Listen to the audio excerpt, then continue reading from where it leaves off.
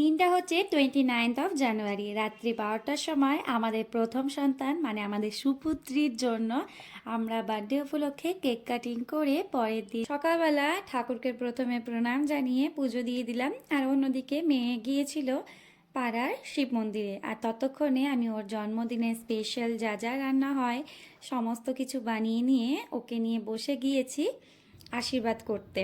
আর তারপর জন্মদিনের স্পেশাল পায়েস ওকে খাইয়ে দিলাম নিজের হাতে। আর এদিকে দিয়াও বসে গিয়েছে।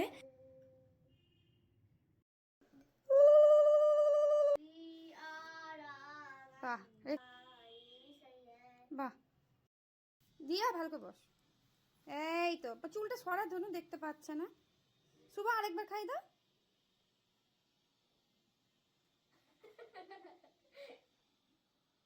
এই তো আরেকটু খাই দাও সোনা।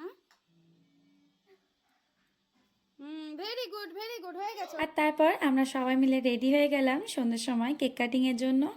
Happy birthday Dhanu, happy birthday, happy birthday, happy birthday to you, may God bless you, happy birthday. Cut cake কাট।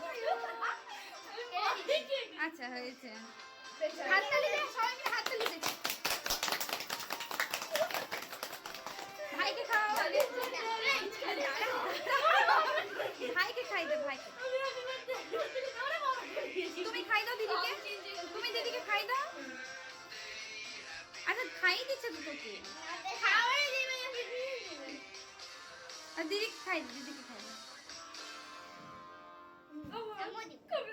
দিদিকে খাই। এই দে দে দে দে, খুব ভালো খুব ভালো। ওই যে বুনুকে খাওয়া, বুনুকে খাওয়া। খাও বেটা। এই যা, মুখের জায়গায় ছদ নিতে লাগে। এই যে বাবা।